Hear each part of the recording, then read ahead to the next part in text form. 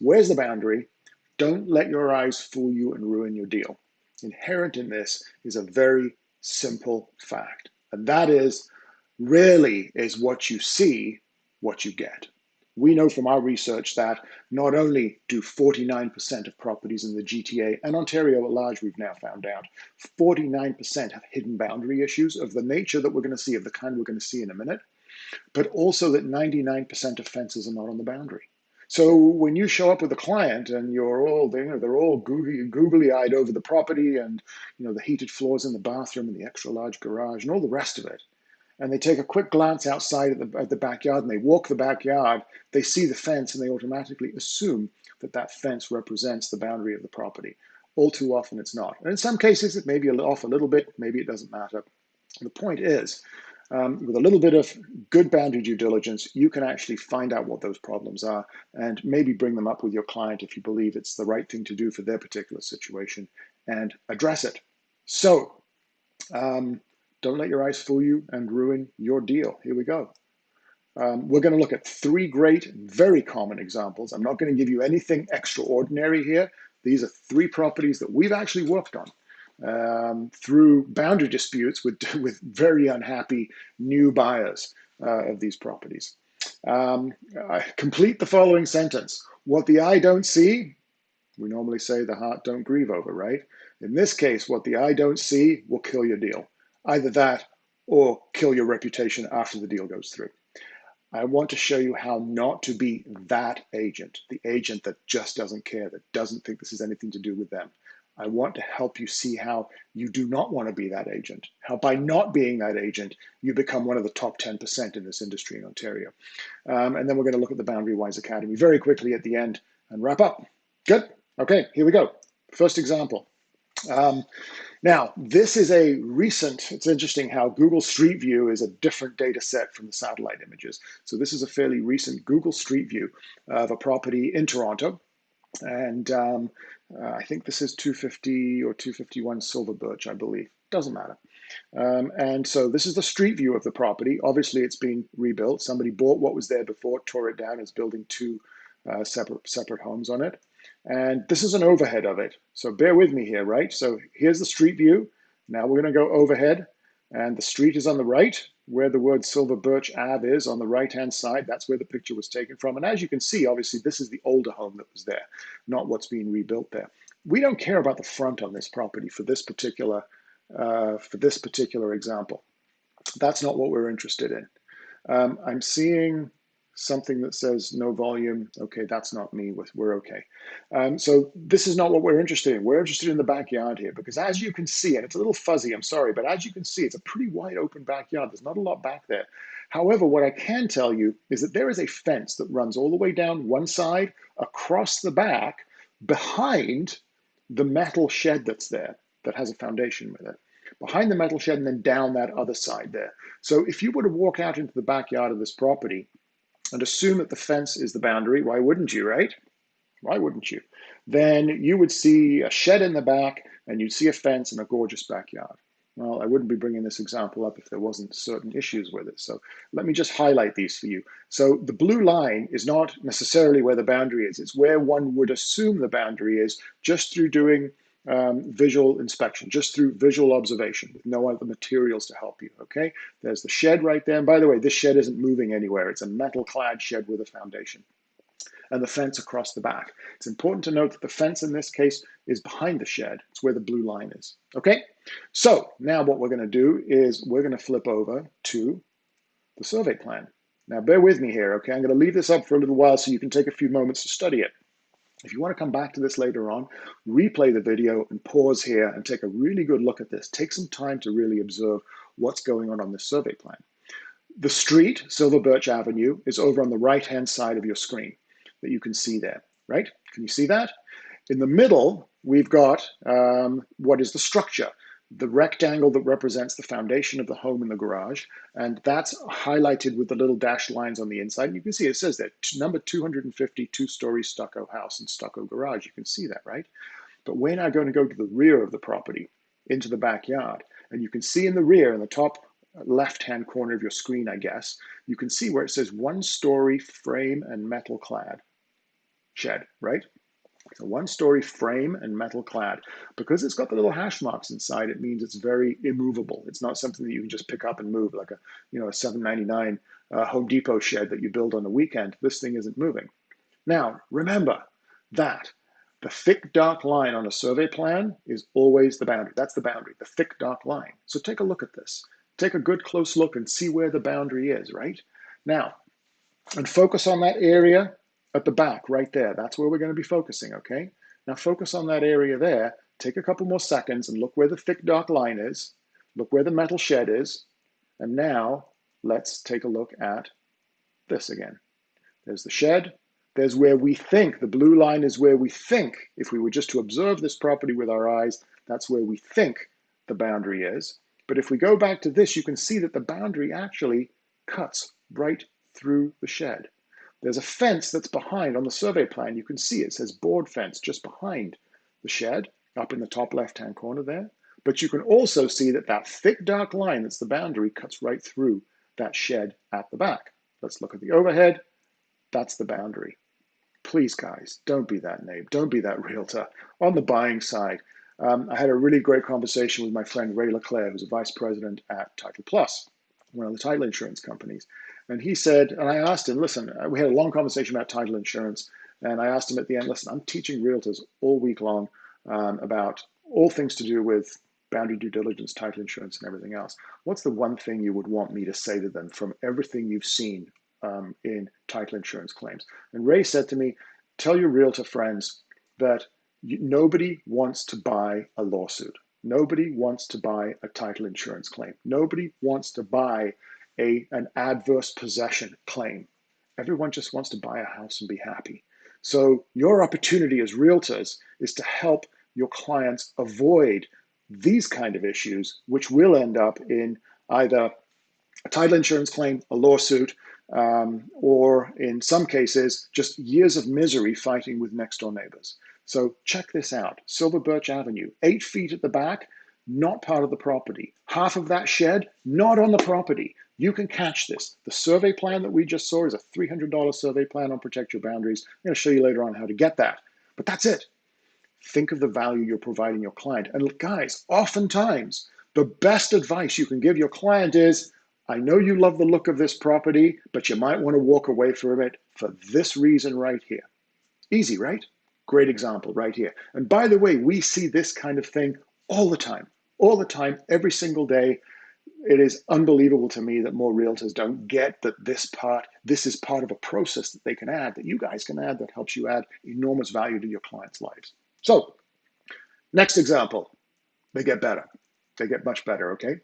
Okay, so this is, what a great picture. This is a gorgeous property on Wallace Ave. And my God, if your client is looking to buy and they come across this on MLS and they say, oh my God, look at this. It's a little country oasis in the middle of the city, in the heart of the city. Look at all these trees and all the little picket fence and the shade. And oh my goodness, this looks absolutely wonderful. We want it, we want it, we want it. Your job as the BoundaryWise realtor who cares about their client's happiness and doesn't want them to buy into a title insurance claim or a lawsuit or an adverse possession claim or a fight with the city is to say, let me take a look at this through a different lens that I've been trained to look through. And here's what we're going to see. Here's the overview. So just to orient us here, the front of the house is at the bottom here, is at the bottom of our screen. And the Emerson Avenue, which is the length, goes down the length of the property, is on the left. Can you see that? So we're kind of going up and down here. Let's look at this again. Up and down is on the left-hand side there. The front is on our right there. I hope this is making sense. Do you get the orientation? I'm sure you do. You look at this kind of stuff all the time. So now let's go to the survey plan of this. This is rather small, but you see the orientation, right? Wallace Ave at the bottom, Emerson running down the side of the property on the left-hand side.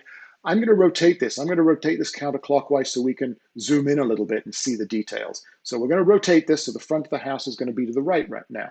Okay, so there's the picture again. Front of the house to the right where it says Wallace Ave. Got it? Now, the thick dark line is the boundary. Always the thick dark line is the boundary. And the rule is anything inside that line is part of the property. Anything outside of that line, doesn't matter how convincing. the seller is, or the listing agent, or the listing itself, or the photography, or the drone footage, or the walk around. If it's outside of that line, it is not part of that property. So here's what's interesting. I'm going to go back one. Look at where one would assume the property boundary is by looking at this picture. You show up, your clients are just enamored by this picket fence. That's probably the boundary, right? Look at that. They've enclosed their property with a picket fence so they can enjoy every square inch of it. Look at that. Let's go here. Now let's start looking at certain things. That's where we would assume. The blue line is where we would possibly assume the boundary is based on our observation of the property itself. So you've got the picket fence, you've got the fence that goes all the way around, you've got and all the way to the front of the property as well, and obviously at the back and everything else. That's where we would assume the boundary is. Guys, the thick dark line is the boundary. I'm going to go back one here to take that blue line off so you can take a quick look at this. Just look at this closely. Look at where the thick dark line is. You could be getting your highlighter out on a paper-based copy of this and marking this and going, I hope you're saying, oh my goodness, I need to show my client this because this may be a property they want to stay away from. There's all kinds of badness going on here. Can you see it? Can you see this? Can you see the problems already where the thick dark line is? Look at, this is where we think the property line is through observation. Where's the thick dark line? There it is right there in red. That's the boundary. Everything inside is part of the property. Everything outside is not. So let's highlight this. Let's look at a few of the things that appear to be encroaching on what is city property. There is an awning there, and there is a light well there. There is a concrete pad there, and a light well and an awning. There is another awning and a window well there, and there is a concrete light well right there, all encroaching on city property. There's the fence down the side along Emerson Avenue, and there's that cute little fence across the front. I mean, it's absolutely gorgeous, right? Not only that, but what we've also seen in the pictures is down this side of the property, there's all kinds of beautiful patio stones and flagstone and everything else. It's quite charming. It's just illegal. My God, don't let your client fall into the trap of buying this property and having to deal with the city at any point in time coming to them and saying, nah, you're on our property, get it all off. And you've got 30 days to do it. So just to make the point, that's the property. And in actual fact, if you look at the picture, you'll see that the property line is actually almost right up against the foundation of the house. There's very little space either side between the foundation and the property line. Everything else has just been used over the years. Now, before any of you say, well, what about adverse possession? You cannot claim adverse possession against city property, against the city. You simply cannot. This would end up either the city telling you to get everything off the property, if you're the owner, you then going and making a title insurance claim, the title insurer coming back and saying, probably what, are you nuts? You didn't catch this? Where do you think the city property is? That's probably what they're thinking. They'll come back and likely deny the claim up front, and now you're in a fight with them to try and justify that you had no idea that this was the case, and I was sold the property all the way up to here, and I need to somehow be made whole or compensated. What is not going to happen, if you're the owner of this property and you bought this, thinking that all of that land is yours, what is not going to happen is that somehow they're going to give you this land. No, absolutely not. You're not getting this land. So please, as the realtor, do not be the realtor that lets your client fall into this kind of situation. There are so many other properties. Well, maybe not right now, but give it a couple of months, right? There's so many other properties. Go after those instead. Add value to your client's experience by moving on. Okay, there is a question. We'll answer it later, okay? It's an adverse possession question to do with fences. We'll talk about that one later, okay? So that's the property. The rest of it is not. What I find fascinating about this example, guys, is that the square footage, just eyeballing it, the square footage of the area of city property that's being used by these property owners is actually greater than the area of the property itself. They've kind of doubled their footprint. Cheeky, but hey, it's going to make a problem. Probably going to give your new owner a problem. Don't be that buying agent. Don't be that listing agent. This is a listing you need to be very careful of, because if you're representing this property this way and maybe not disclosing the fact that there's all kinds of badness on this, you run the risk of you run the very real risk of being chased after the fact for misrepresenting. But you certainly run the risk of getting reputational damage, right? Reputational damage after the fact, where the buyer goes, "What? You didn't see this? You didn't know this? What do you do? What do you do for me, right? Okay, so that's that one. Oh, there it is again. Isn't that sweet? Guess what? Most of it is not part of the property. There we go. I shouldn't laugh, right? But there we go. So last example. This is Heel Avenue. I love this one. This is an absolutely gorgeous example. Again, absolutely real. Once again, 77 Heel. So we're looking at that home with the gray roof, and we're also going to be examining the property, the home with the brown roof just below it. See that? And now what we're going to do is we're going to switch over to a street view so you can see what that looks like. There it is. Can you see it? Got it? That's the gray roofed property in front of us. To the right is the brown roof property. Let's go overhead again. Gray roof property, brown roof property. Got it? Are you with me? There we go. Here's the survey plan. Now, you can see that this survey plan was hand-drawn. This wasn't done in AutoCAD like survey plans are done today. This survey is actually one from 1956. If anyone tells you that an old survey is not valuable, well, we'll look at that at the end of this. You can determine that for yourself, but it is absolutely untrue. As long as the boundary hasn't changed and as long as the foundation of the main buildings haven't changed, an old survey can offer you an invaluable amount of information. So, and you'll see that right here. And this was the survey that was used to try and figure out this particular situation.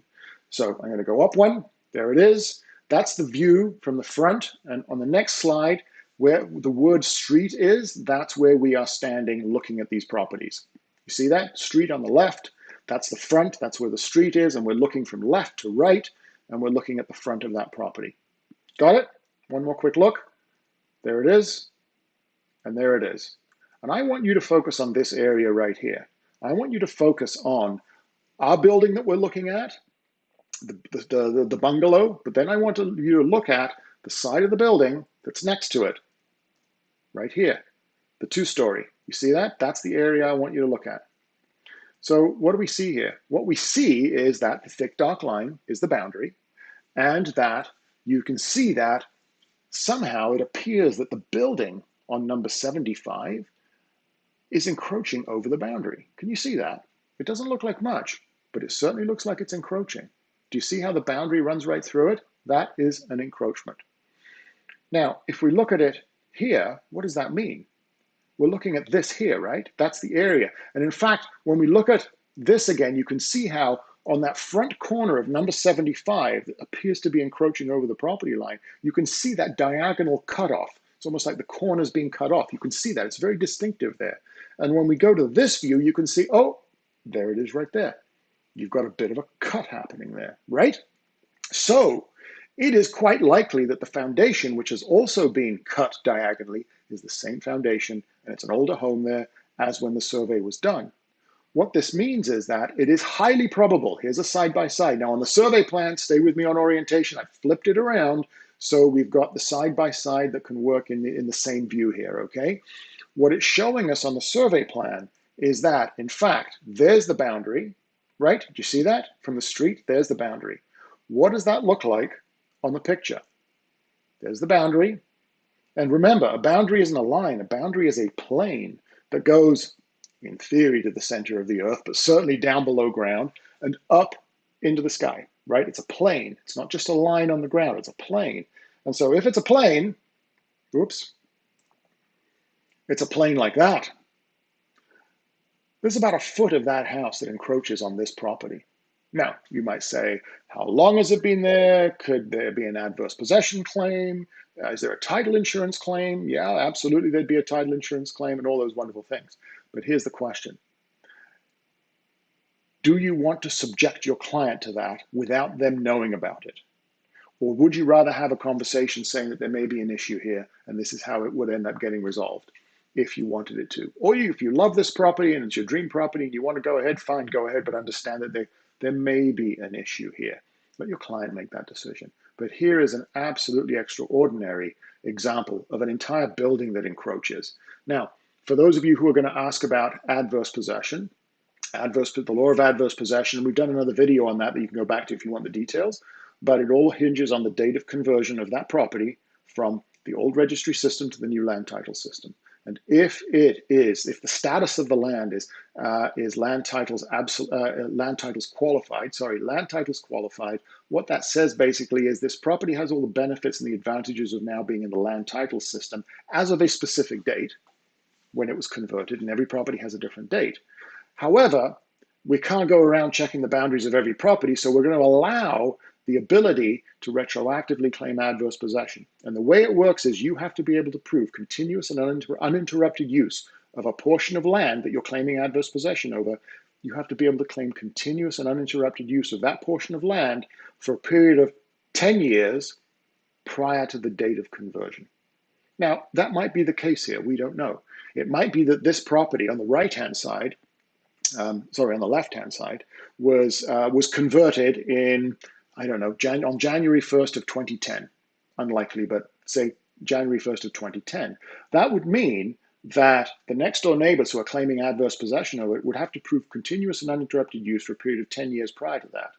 Well, we've got a survey plan from 1956 that would prove that. So maybe there is a case for adverse possession here. Who knows? But the point is, don't let your client be surprised by something like that. At very least, explain to them what the issues are and help them make the decision, or allow them to make the decision as to which way you want to go. Okay? While we're on the topic of adverse possession, let's look at Natasha's question here. This says, on privately owned property, if the fence has been there for over 30 years, can I override the survey with adverse possession? Well, I guess we've answered the question. Potentially, you have to prove continuous and uninterrupted use for a period of 10 years prior to the date of conversion to be able to at least pass the basic threshold to be able to qualify to make an adverse possession claim. But guys, know something.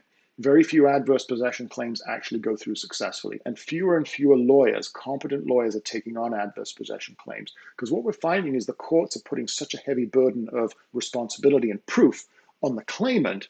They don't want people stealing land anymore. They're putting such a heavy burden of proof on the claimant that very few cases are actually going through. So it isn't like it used to be where, yeah, I'll claim the land, I'll get it, keep it as mine, that kind of stuff.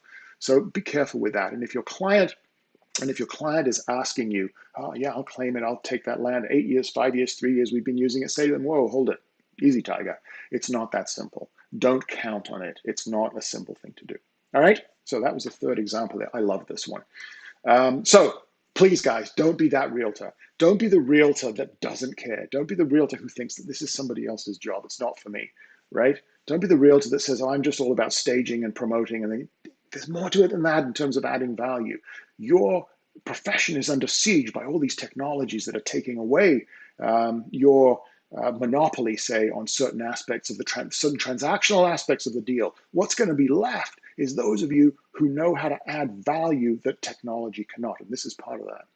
Don't be the realtor who thinks that title insurance will cover everything. It doesn't, period. It doesn't cover everything. And don't be the client who's willing to risk their client's happiness by just brushing over things and trying to get on with the deal. And please don't be the client that doesn't think this adds value and makes you better, makes you a better professional and helps you build your career, okay? So what we're gonna do here is, right, I'm getting vertigo on my high horse here, sorry guys. Let's get back to real stuff. I am going to switch over here to protect your boundaries, because one of the things I wanna show you very quickly is how you find survey plans. Every one of these issues was identified on a survey plan that exists in our database that you have access to, that you can purchase, or you can help your client purchase, get your client to purchase if they're serious about a home that you believe there may be some issues around. So let's do this. I'm gonna close that and add that. There we go, protect your boundaries, the wonders of technology. So you go to protectyourboundaries.ca, there's the URL right there. That's us. So go to protectyourboundaries.ca. We have the single largest database of survey plans, existing survey plans in the country. They're for Ontario, but the single largest database of survey plans. We have over 2.5 million. We have everything from the registry office, from the government, so all of the reference plans and the register plans, the subdivision plans. And then we have all of a huge number of private plans from surveyors that show so much more detail. So here's what you're gonna do. You're gonna come in here and you're gonna type in your address, 250 Silver Birch Ave. And you're gonna say search, and that's gonna bring up and say, yep, is this what you're looking for? There we go. I'm gonna click on that. This page then comes up. So you've got three options: the official property page, the map view or PYB Pro. You go to PYB Pro if you just want to go and buy individual instruments or parcel registers or registry office documents. That's not what we're going to focus on today. If you want, you can go to the map view. If you go to the map view, we're just going to show you a view like GeoWarehouse, and on every property, we're going to show you how many surveys they are, and you can just look at those, examine those surveys. I suggest you go to the official property page. And if you go to the property page, here's what it looks like. Oh my God, can you believe that? That is great. I love that. Let's do that again. Silver Birch Ave, search. You see, it's a live demo, right? It's not canned. Silver Birch Ave, go to the property page. I was here 5 minutes ago. There we go. Oops. Wow. Okay, so here's the property page, the Protect Your Boundaries property page for 250 Silver Birch Ave. And you can see here that the first thing we give you, wow, the value, wow, the value. Easements and right-of-ways, there are 0 easements. We've detected no easements on this property. Right there, that's value right there. If there was one easement, we tell you. If there was 2 easements, we tell you. We don't tell you what it's about, but we tell you there's an easement there. So let's scroll down this page. We tell you we have 2 survey plans here. We have a reference plan and we have a legal survey. This legal survey is from 1972. The cost of it is $350. You can preview it. There we go, quick preview. And from there, you can purchase it if you want. You add to cart and you purchase it and away you go. If you are unsure as to whether or not that's the right plan for you, call us. The number is all over this page. If you're in any way unsure, call us. If you're a member of the BoundaryWise Academy, you can call us as many times as you want before you buy, and so on, and we will help you make sure you purchase the right plan. Because as you know from a previous talk, that a reference plan and a register plan doesn't give you the same density of information and interest and value as, say, a legal survey does. Now, here's the other thing you want to do. Scroll down. There's more here. There's a historical plan from 1964. There is an easement report. There is a seller's report, and there is a buyer's report. Guys, these reports are gold for you. These reports pull together the parcel register, the instruments on title. They package it all up in this beautiful looking report. If you're a member of the BoundaryWise Academy, you get a discount on these and you get them branded. You get your branding on them. But most importantly, this becomes a document that you can provide. If you're on the selling side, you can provide it in your listing presentations, you can provide it in your open houses, you can add it to the listing. And basically what it says is, guys, we're disclosing everything here. Here's all the registry information for you. It's basically a mini title search, not a full title search, a mini title search, which helps you with your disclosure and helps prevent trailing liabilities. On the flip side, the buyer's report helps you identify whether or not there are some issues that your buyer wants to take a look at. Bear in mind that these 2 reports don't include the $350 survey plan, right? That's a separate thing. But they are there for you, and they are absolutely incredible value. They look fantastic. With easements, we give you a plain English description of the easements, so you don't have to run the risk of interpreting them. So that's Protect Your Boundaries, guys. Check it out. Go there. That's where you'll find survey plans. Let's go back and finish this off now. I'm going to turn off, let me turn off that screen and bring this back, because what we're going to finish off with here is just a quick look at the BoundaryWise Academy. If this was valuable, please sign up. We've got people who've been here several times. Please sign up, guys. You will not regret it, I promise you. This is professional education and a professional designation for top realtors in Ontario. This is what's going to separate you from the others. It is online education. It's 8 courses, not taught by OREA or RICO or the new Humber course. 7 to 10 hours of video training. You can take it at your own pace, though. You don't have to do 7 to 10 hours all at once. You can do it over a weekend. Some people do it in a day. We've seen people sign up in the morning, they've graduated by that evening. Other people take several weeks to do it. That's okay. It's up to you. Stop and start, go back, restart, review, and so on. Quizzes and exams. Now, here's something I want to say to you, and that is that there's quizzes all the way through to make sure you're paying attention and help refresh the knowledge. But there's also exams. At the end of every course, there's an exam, and it's a multiple choice exam, but you have to get 80% on it, and it's tough. And the reason it's tough, it's not because we're trying to be mean, it's because we're trying to create a standard with this, above which it's clear that somebody has paid attention and learned something and has taken the effort to try and differentiate themselves with the kind of value that this program offers in the marketplace. We don't want every realtor in Ontario taking this. We don't want this to be something that you can sit, tap the space bar while you're watching Netflix and get an accreditation out of it. That defeats the object. You get knowledge, you get tools and resources, you get processes. We give you all kinds of extra materials with that. But most important, what you get is a brand new professional designation. You get the CBW, Certified BoundaryWise Professional Designation. That says something to the general public. And very soon you're going to hear our radio ads start that are all riffing on the theme of you'd be crazy to buy or sell your house with an agent who doesn't have this designation. Why would you even consider it? Right? That's like choosing a financial advisor who hasn't been to school to be able to become certified in being a financial advisor. You get hotline support for a year. Guys, just for this item, this is worth the money. Hotline support means that you can call us at any time and ask us a question about a property, easements, surveys, boundaries, anything at all. Call us. It's free for a year as part of your designation. After the fact, after the year, we're going to charge you $100 to $110 to keep this going over time. Nothing huge. If you're not a member of the BoundaryWise Academy and you call us, we're going to charge you $150 each time for consultation. If you're a member of the BoundaryWise Academy, you get it for free. It's so cool. You get continuing education, access to more resources, discounts on those buyers, sellers, and easement reports. You get a good discount on those, and you get them co-branded, and a whole bunch of amazing extra stuff. When I first came to Canada, I was selling books door to door. I know what it's like. I know you've heard this story over and over, so I won't repeat it. But listen, yes, we're trying to give you education tools, resources that helps you do better deals, reduce the risk in the deals so your clients have a better buying or selling experience. But we're also orchestrating this and designing this to help you generate more leads, help you win more listings when you're in competition with other agents for the listing, help you defend that high commission rate that you so deserve when you go to this effort, when you are that true professional, and obviously complete the safer deals. So head over to BoundaryWise.ca. If you want, come back and rewatch this. If you want to really dig into those surveys and look at them and really read what's on them, go to BoundaryWise.ca. Jessica is going to send you an email with a couple of exceptional deals that we have going on that essentially makes this free for you. It's not free, but it makes it free for you, just to make, in case you thought I said it was free. But it's normally a $350 investment. We're going to give you some great discounts, some great offers, some great opportunities. We know times are tough right now. We know there's a little uncertainty in your lives. This is a great time to tool yourself with a new designation, and we want to make sure it's as easy for you to do that. So please sign up. We'll see you online, and we'll see you next week, and we'll go through something else that hopefully you'll find of interest. Take care, everyone. Have a great week. Enjoy the weather. Enjoy the fact that we're coming back, and let's look for a rebounding real estate market that helps everything boom again for us.